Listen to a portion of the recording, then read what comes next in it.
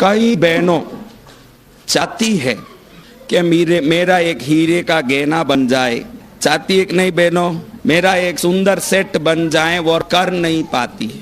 सही है बहनों, सही है। घर में समृद्धि बढ़ता नहीं है। इसके कारण को समझेंगे तो आगे हम एनर्जी को लेने की आईने की प्रक्रिया, क्वांटम जंपिंग, ये सब करना हो तो पहले घर की व्यवस्था को समझे। मैं आपको पूछता हूं, जहां उजाला होगा वहां अंधेरा होगा क्या? जहां अंधेरा है उसको वहां उजाला है क्या? तो आप में कौन कौन समृद्धि चाहते हैं?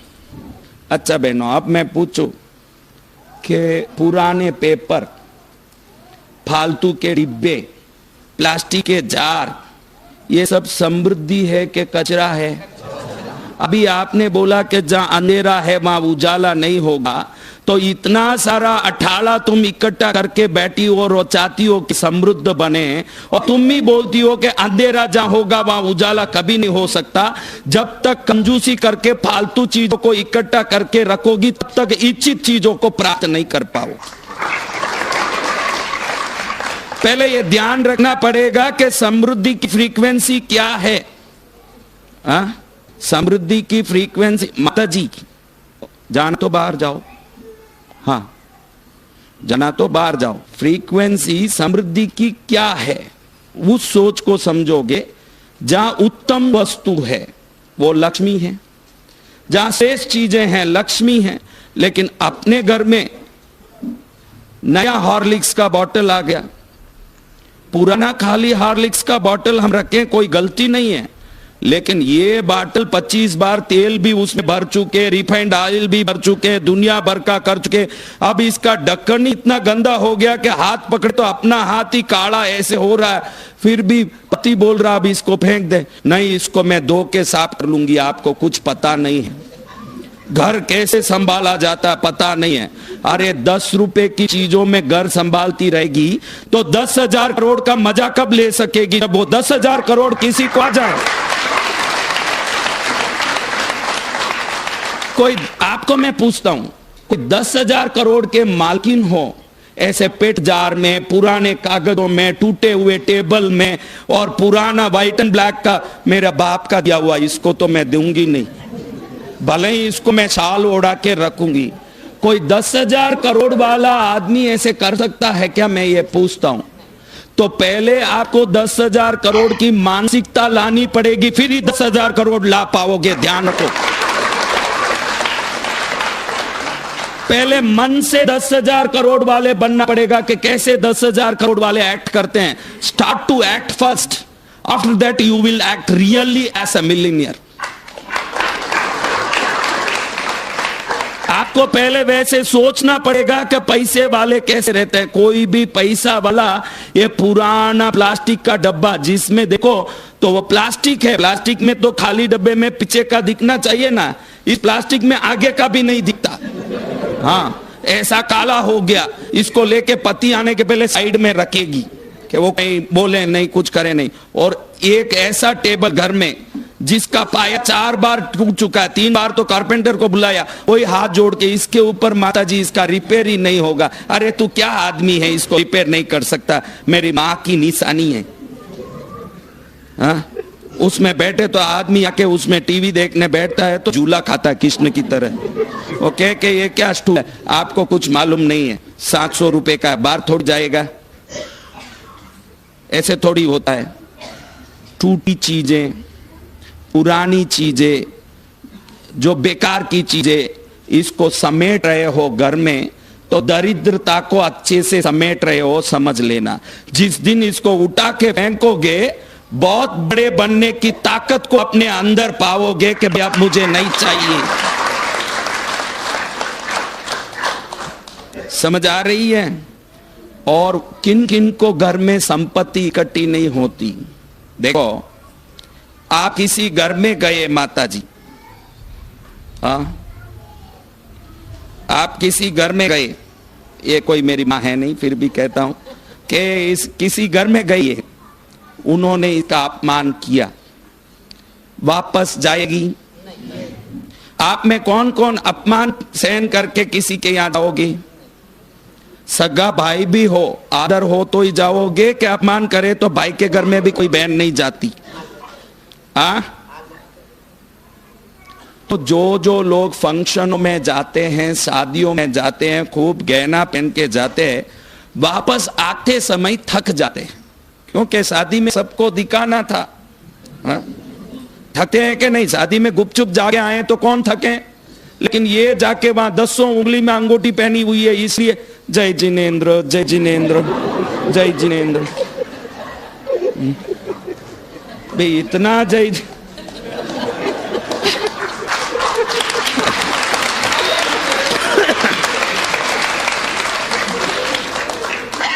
इतना सारा जय जिनेंद्र करने के बाद थकेगी कि नहीं? वहीं गलती शुरू होती है। आप अगर अपमानित होने जगह पर जाओगे नहीं तो लक्ष्मी कैसे जाएगी?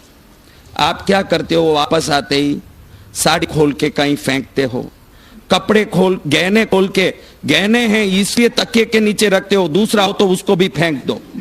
लेकिन जो लोग अपने गहनों को खोल के, भाई मैं सुबह रखूंगी लाकर में, अभी मेरे को नींद आ रहा है, ऐसे गहने के नीचे, गहने को लेके तकिए के नीचे रखते हो, कहीं उठा के रखते हो, उनके घर में उसके बाद कभी धन नहीं बढ़ता। आप गौर से देख सकते हैं, क्योंकि सोना मात्र सोना नहीं है, लक्ष्मी का निजी रूप है, और उसका आदर करोगे तो ही घर में सुख बढ़ सकता है।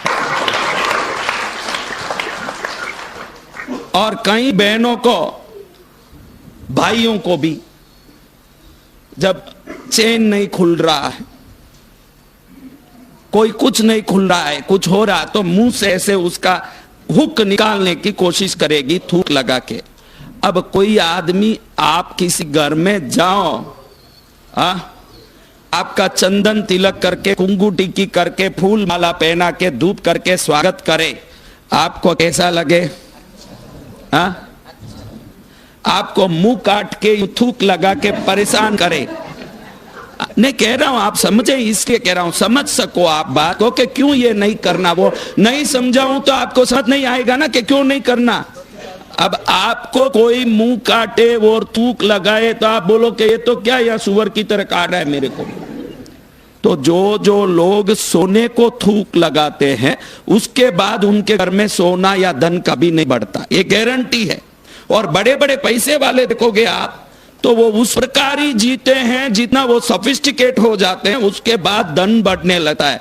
आप क्या है, ऐसे सोचते हो कि धन आने के बाद मैं ऐसे जीऊंगा, मेरा ड्रीम ऐसा है।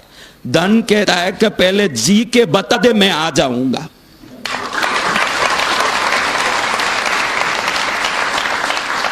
पहले उस लायक जीना सीखोगे तो ही वो आने वाला है। तुम बोलते हो कि आवे तो जीऊंगा, लेकिन वो भी आप एक आदमी को दुकान में रखते हो तो कुछ उसकी क्वालिटी देख के रखोगे कि ऐसे ही किसी को भी रख दोगे? एक प्यून का इंटरव्यू होता है कि ऐसे ही होगा? क्लर्क का इंटरव्यू होता है कि ऐसे ही होगा? स्टेनोग्राफर का इंटरव्यू होता है कि ऐसे ही होगा? मैनेजर का इंटरव्यू होता है कि ऐसे ही होगा? Qualification is needed even for office assistant. तो लक्ष्मी के आने के लिए आपको कुछ तो क्वालिफिकेशन होनी पड़ेगी, उसके बगैर कोई आने वाली। समझ रहे हो? कहीं भी टेबल पर गहना रख दिया, भाई सुबह रखेंगे, बाद में देखेंगे। तकिए के नीचे रखने वाले तो बहुत है, कुछ भी खोला रख दिया, सो गया, कल देखेंगे, आराम से रखेंगे। तो क्या ये तकिए के नीचे डालने वाली वस्तु है? ये पूजने जैसी वस्तु है। कैसी वस्तु है? और तो इसको पूज्य बना देंगे, वो अनंत गुना बन के आएगी घर में। जो इसका अपमान करेंगे उनके घर में ये कभी आता नहीं। अब और कौन कौन है जिनके घर में धन नहीं आता? नहीं, आपका नहीं पूछ रहा हूं, क्या करने से नहीं आता? कारण क्यों धन नहीं आता? जो उधारी लेकर के गहना पहनते हैं। कई ऐसे हैं कि शादियों में जाओ तो सिर से पैर तक लदे हुए हैं, पूरा सीबीआई लगा के चेक करो तो मालूम पड़े कि ये किसी का लेके पहन के आई है। वो सीबीआई इन्वेस्टिगेशन के बाद ही मालूम पड़ता है पड़ोसी का है। उधारी किसी को देने वाले अपनी लक्ष्मी दूसरे को सौंपते हैं। उधारी किसी से लेने वाले जिंदगी में लक्ष्मी को स्वयं कभी प्राप्त नहीं कर सकते। तो कभी जीवन में जो है अपना वो पहने और संकल्प करें। द्रौपदी ने ये सोच लिया कि जब तक दुर्योधन मरेगा नहीं मैं बाल का जूड़ा नहीं बनाऊंगी।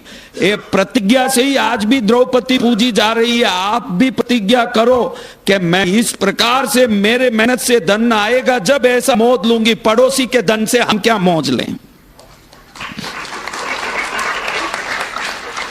हाँ, प्रतिज्ञावान बने, श्रेष्ठ बने, सर्वोत्तम बने तो कितना मजा आए।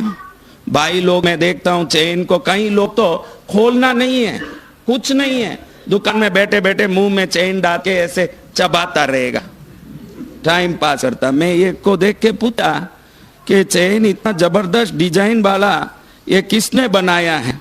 वो ऐसे ऐसे शर्माता। मैं क्यों शर्माता क्या भाई, ये तो कोई बड़ा ज्वेलरी वाले की कारीगरी है। तो मैं पूछ रहा हूँ कि ऐसा कारीगरी कहीं नहीं देखा, कहां से बना? वो बोले मैं दांत चबा चबा के ऐसे डिजाइन हो गया। मेरे दांत चबा चबा के हुआ भाई, स्पेशल एक डिजाइन है मेरा।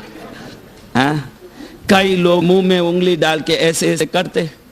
हाँ, दुकान में बैठे बैठे ऐसे ऐसे करेगा, जैसे ही गिरा गया पैसा लेगा, गिनेगा। कई लोग नोट को थूक लगा लगा के ऐसे गिनते हैं। लक्ष्मी है, क्या है?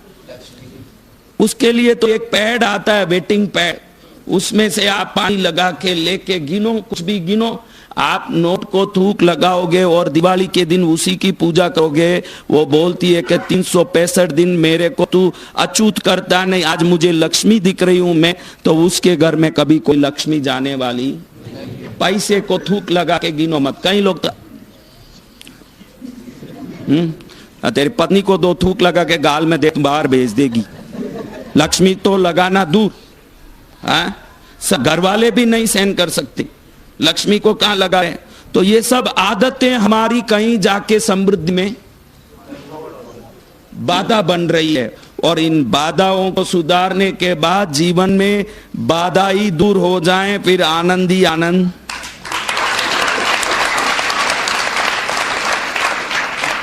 समझ रहे हो मेरे बच्चों? 3 चामक कौन कौन बनाने वाले हैं? कई भाई भी हाथ ऊंचा किए,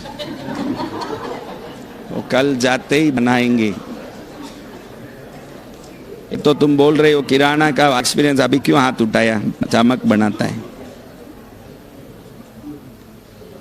तो अब इतनी बातें मुझे जो कहनी थी, अब एक बात और कहूं कि कई लोगों ने हाथ उठाया, हमारे यहां धन नहीं आ रहा है। कोई हाथ उठारे मेरे सुख नहीं आ रहा है। कोई हाथ उचारे मेरे बच्चे कहने नहीं मान रहे। कोई हाथ उचारा मेरा काम काज सही नहीं है। आप कोई भी इच्छा करो, देखो मुझे इस फल को तीर से भेदना है, या फल है वृक्ष में, मुझे तीर से ये फल को तोड़ना है।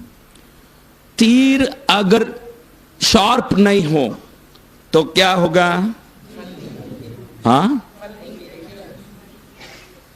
और फल हवा में झूल रहा हो तो क्या होगा?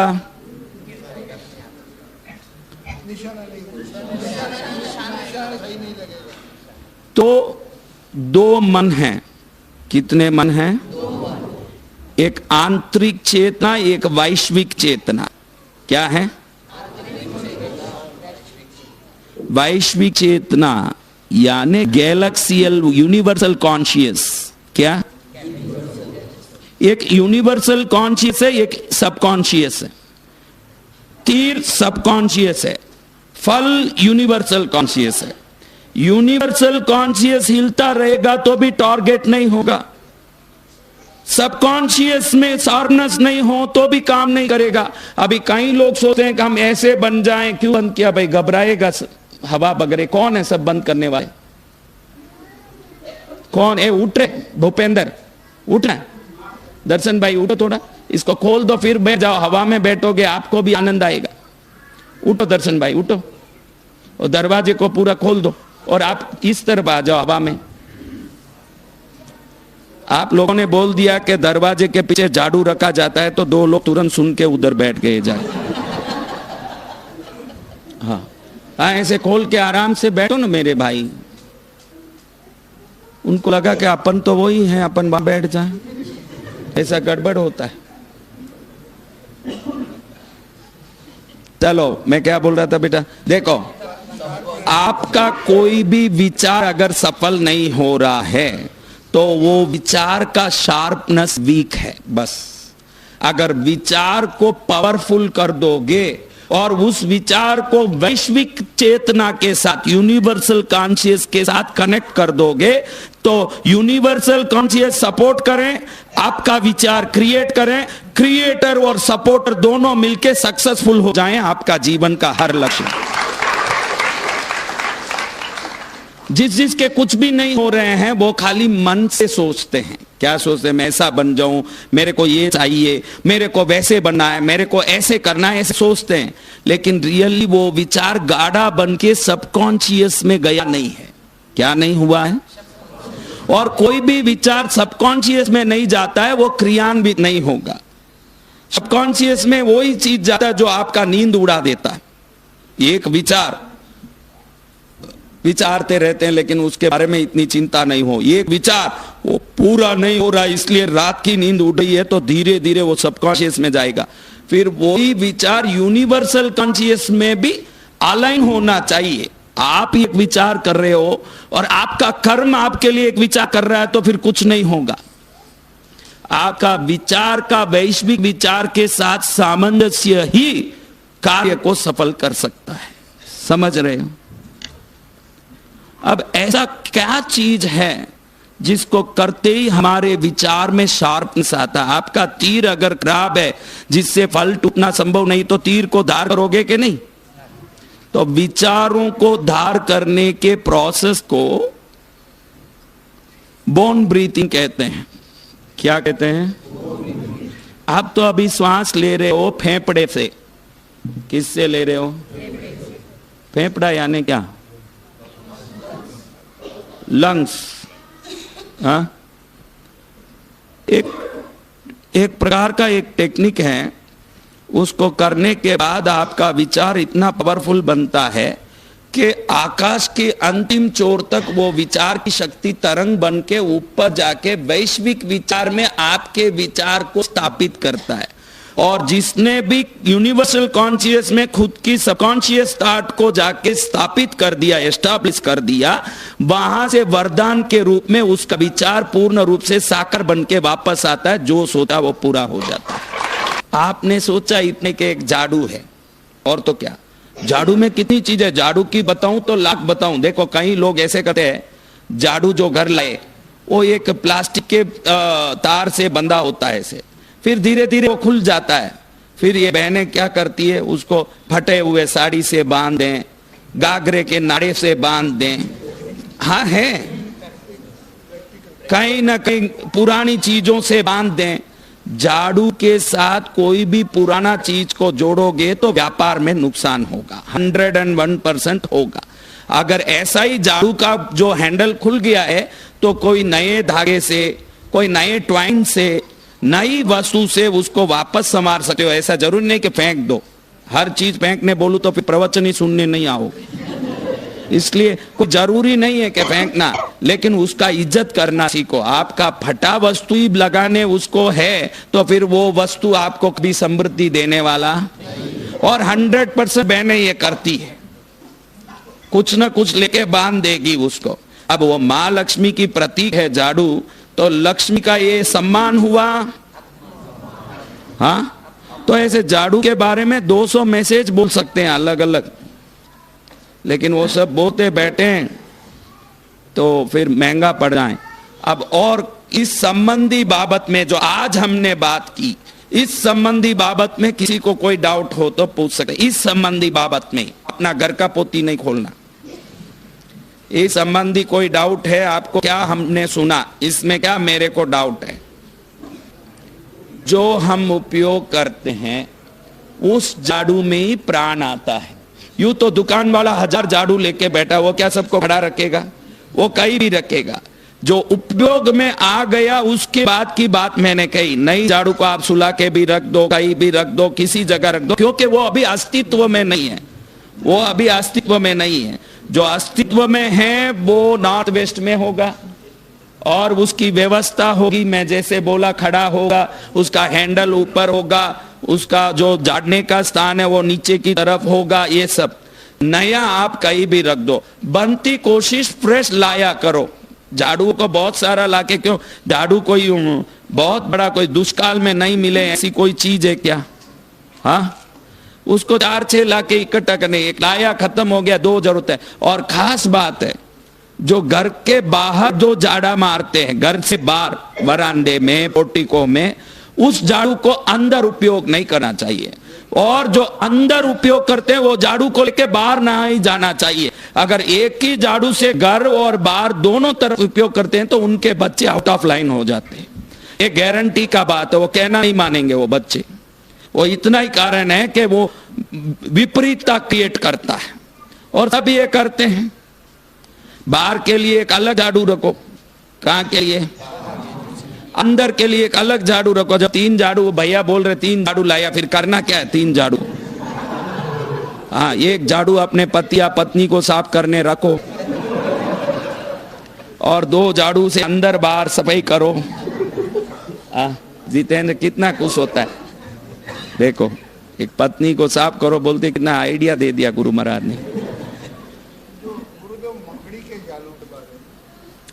झाड़ू से ही मकड़ी का जाल भी साफ करना, सब चीज। लेकिन कुछ भी साफ करो, आप सिंक में डायरेक्ट धो सकते हो, उस गंदगी को निकालें। वैसे नहीं निकल रहा है तो हाथ से ही निकालना। उसको किसी जगह पटक के उसको साफ नहीं करना है। अगर ऐसे पटक रहे हो तो घर में वास्तु दोष होता है। और सब मारते ही हैं पकड़ के। लक्ष्मी को मार के सुखाए। कितने लोगों को लक्ष्मी को मार के सुखाने वाली है?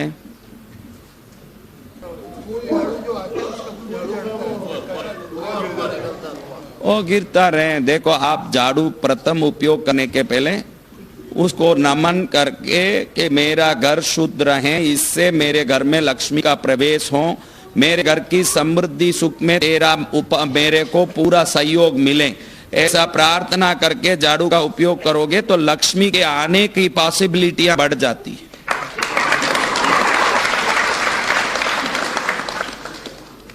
पूछिए संजय भाई।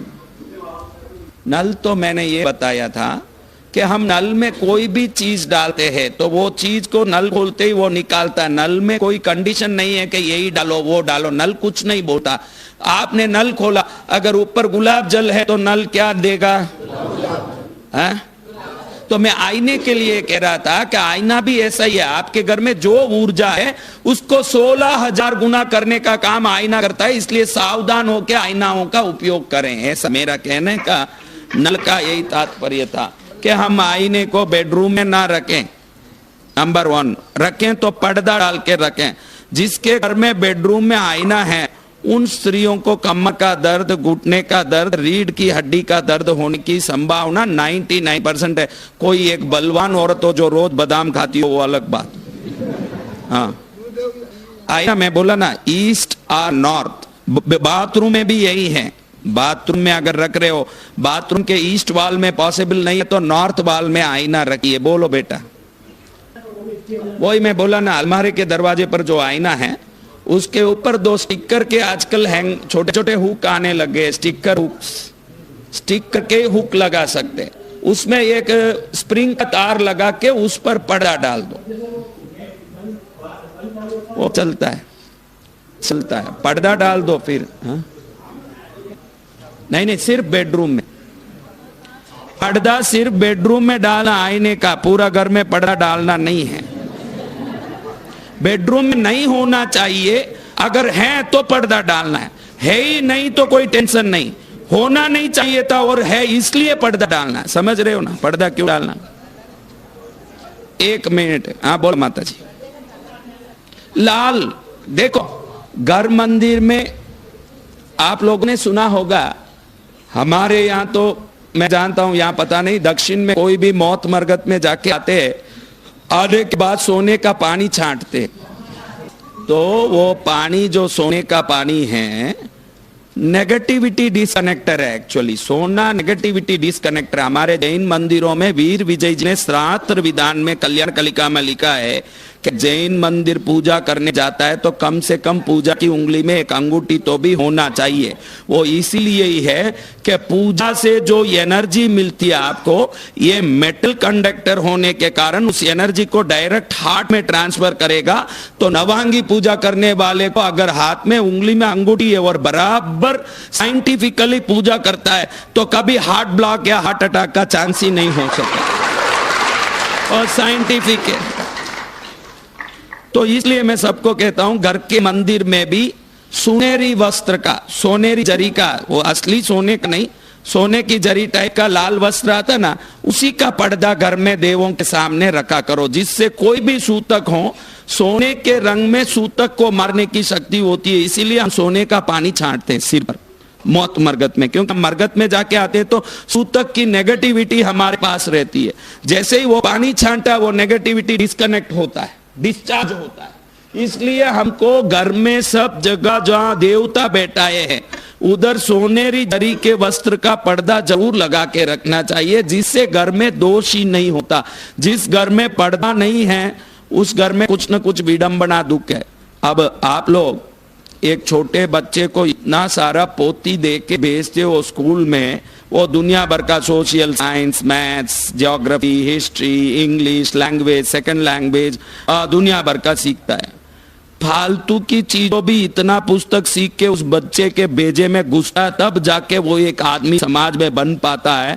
तो घर कैसा होना चाहिए, ये बेजे में जो नहीं घुसता वो घर को स्वर्ग कैसे बना पाएगा? आपको मैं ये पूछना चाहता हूं कि बगैर ज्ञान घर कैसे होगा? तो कल से आप 2 दिन से इन ज्ञान को पा रहे हो, और आगे व्यापार के संबंधी जगह में कल मैंने बताया कि अगर व्यापार में रोड वेस्ट साइड हो तो नेचुरली नॉर्थ साइड फेसिंग होगा ज्यादातर, तो सब साइड गल्ला खुलेगा, तो वेस्ट साइड भी एक छोटा सा एक पैसे का डिब्बा होना जरूरी है। ऐसे हमने कल ऋषभ चौधरी को एग्जाम्पल बता के कल बताया था। तो हमारे दुकानें विभिन्न दिशाओं में होती है कि नहीं? तो हर व्यक्ति चाहता है कि किसी भी दिशा में हो मेरा धंधा चले, चाहता है कि नहीं? तो दुकान कैसी हो, कैसे हम उसमें सिस्टम सेट करते हैं, क्या होता है, ये चीजें भी कल हो जाएगी। और कोई पूछना था, किसी का बाकी था, बोलिए डॉक्टर साहब। देखो, कई लोग आजकल बेड भी ऐसे लाते हैं, बेड जिसमें ग्लास लगे रहते हैं। वो सोचते हैं कि देखो मेरा बेड ताजमहल के मुमताज का, शाहजहां का जैसा मेरा ये बेड है। लेकिन ऐसे कांच वाला बेड पर जो भी सोएंगे और निश्चित ही रीढ़ की हड्डी के बीमारी से ग्रसित होंगे, क्योंकि जब वो सोते हैं तो ये ग्लास उनकी एनर्जी को ग्रास्प कर लेता है। खाओ पीवो नींद लो, सब एनर्जी को कांच खींचता ही रहेगा। और मंदिर में भी, मंदिर के पूजा कमरे के अंदर रखा हुआ कांच ही पूजनीय माना जाएगा।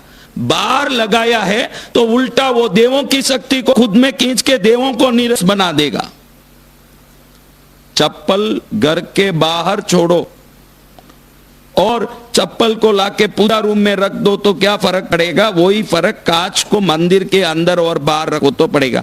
मंदिर के अंदर छोटा सा कांच रखते हो, समझो 10 पीढ़ी पहले आपके पूर्वज किसी देवी की पूजा करते थे, फिर बाद में धीरे धीरे वो कोई भूल गए, उनको आगे वालों को मालूम भी नहीं है कि ऐसी कोई देवी है, लेकिन वो देवी सोचती है कि ये लोग मेरी पूजा सेवा नहीं करते।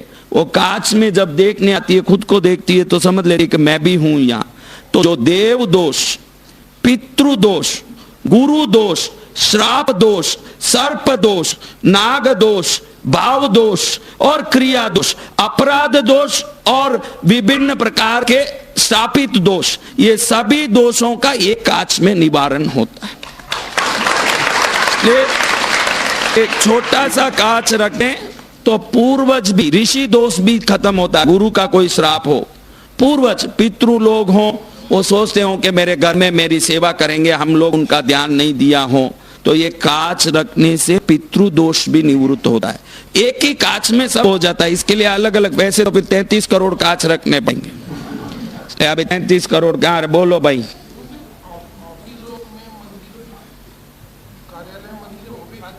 रख सकते हैं, ऑफिस में कार्यालय में भी कांच रख सकते हैं, ऑफिस के कार्यालय में भी पर्दा लगा सकते हैं, ऑफिस के कार्यालय में अधिक मूर्तियां रखने की जरूरत नहीं है।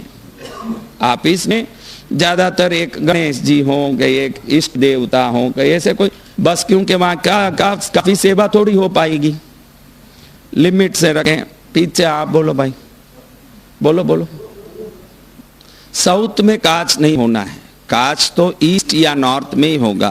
थर्ड ऑप्शन है वेस्ट में, थर्ड अनअवॉइडेबल ऑप्शन।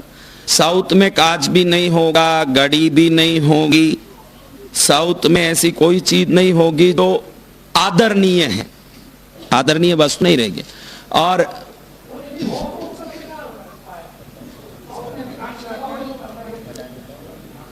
बहुत सरल उपाय है, स्क्रू ड्राइवर लें और सब खोलें।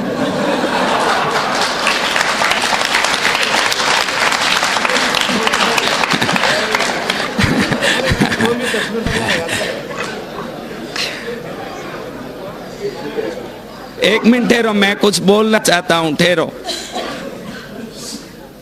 अब आपके पास 10 मिनट टाइम है क्या? सुन लो मेरी बात, 10 मिनट टाइम है तो मैं मेरी साथ ना आधी छोड़ के आए, मेरे पुष्प पड़े 1000 अभी बाकी मेरे को करना। आप मेरी बात सुन लो, आपको एक अच्छी बात बताता हूं। ये थोड़ी लंबी बात है, 10 मिनट लगेगी, लेकिन ये सुनने के बाद काफी चीजें आपको बिल्कुल क्लियर हो जाएगी माइंड में। आप इसको सुनो, लिखने जैसा अभी कुछ नहीं, आप सुने हुए हैं, आप शांति से सुनो। ये जो मनुष्य शरीर है ये स्थूल शरीर है। क्या है? स्थूल यानी मेटा बॉडी कहते हैं इंग्लिश में। क्या?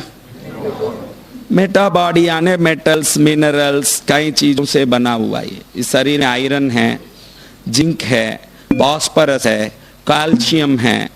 इससे क्या होता है कि ये खनिज पदार्थों से बना होने से ये चक्षु से दिखता है ये शरीर, क्योंकि ये डेंसिटिव मिनरल से बना है। किससे बना है? देवों का शरीर देखोगे तो वो तेज कणों से बना है जो इनविजिबल है, अदृश्य। अपना शरीर को आंख से देख सकते, उनका शरीर को कोई दैविक शक्ति देख सकती है। अब अपना शरीर स्थूल है तो हम खाते हैं रोटी, खाना हम खाते हैं तो हमारे को हजम होता है, जो वेस्टेज है वो मलमूत्र बन के निकल जाता है, जो उसमें जो शक्ति पुंज है वो खून बन जाता है, मज्जा बन जाता है, वीर्य बन जाता है, ऐसे कन्वर्ट होता है। अब आपको खाने के बाद जब हजम हो जाता है और मल निकल जाता है, वापस खाना पड़ता है या एक बार खाए हुए से लाइफ टाइम चलता है आपकी गाड़ी?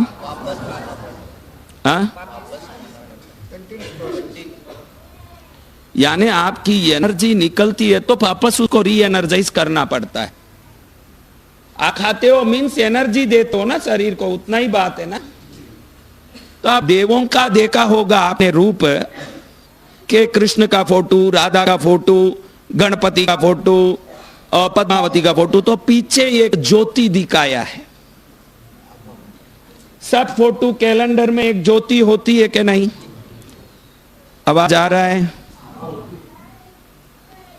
तो ये ज्योति ऊर्जा के रूप में प्रकाश निकल रहा है। अब पानी को गर्म करोगे तो पानी भाप बनेगा 100 डिग्री के बाद। तो जब वो 100 डिग्री के बाद उसका स्टीमिंग चालू हो जाता है, वेपर होना, तो वो भाप बनते बनते पानी का स्तर वैसे ही रहेगा कि भाप बनते बनते धीरे धीरे पानी घटता जाएगा। तो अब ये देवों के शरीर में रोशनी निकलती जा रही है, तो भाप निकलेगा तो कुछ घटता है, तो ये देवों की शरीर से पूरी रोशनी निकल के खत्म हो जाए, उसी को देववायु की समाप्ति बोलते हैं। जिनके शरीर से रोशनी खत्म हो चुकी है वो बल्बपुष्ट क्या है, समझ रहे हो बात। लेकिन आप बोलते हो कि मेरे कार में मैं डीजल डालता हूं तो मेरी गाड़ी वापस चलने लगती है, मेरे पेट में मैं फूड डालता हूं तो मेरी गाड़ी वापस चलने लगती है। तो पूर्व आचार्य ऋषि मुनि प्राचीन हजारों साल पहले विचार करते हैं कि ये देवों के शरीर से प्रकाश जा रहा है। क्या जा रहा है? अब ये प्रकाश जा रहा है। वो भाई के सवाल का जवाब है जिनको मैंने स्क्रू ड्राइवर लेने बोला, उनके लिए ये बात है कि अब ये प्रकाश जा रहा है तो बाफ की तरह कुछ कम पड़ रहा है, लेकिन हमारी गाड़ी रोटी से चलती है, मारुति गाड़ी पेट्रोल से चल जाती है वापस। तो ये देवों के शरीर के लिए भी कुछ तो होगा जो इस प्रकाश को प्रोड्यूस कर सकता है। कुछ तो होगा जिसको डालने से वो प्रकाश निकलेगा। रोटी तो डाल नहीं सकते। जो देखो आप लोग जो नैवेद्य चढ़ाते हो, खीर चढ़ाओ, पूड़ी चढ़ाओ, नवरात्रि में लापसी, वो गरम गरम होना बहुत जरूरी है, उसमें से बाफ निकलना जरूरी है। क्योंकि देवता सूक्ष्म शरीरी होने से आपकी पूड़ी खाने वाले नहीं, खीर नारियल केला खाने वाले नहीं है। फिर क्या होता है वो बाद में देखेंगे। अब बात जब प्रकाश निकलती जा रही है तो कुछ खत्म हो रहा है, तो वापस क्या डालेंगे? आप तो रोटी डाल लिए, सरापा में जाके डोसा डाल लिया। घड़ी घड़ी इसलिए कहता हूं कि उस पीड़ा को छोड़ दो। मैं तो भगवान को पूछा कि अब क्या होगा सबका, तो भगवान ने मुझे कहा कि ये 56 दुकानों के भीड़ में, सरापा के भीड़ में जाके खड़ेगा तो कोरोना वायरस से संक्रमित हो सकता है, चांसेस है, क्योंकि भीड़ में जावे तो होना है। तो सावधान रहो, सब बहुत सावधान रहना। जो जहां जहां भटक रहे हो, सिर्फ ऐसे सत्संग में आओगे तो एंटीवायरस मिलेगा।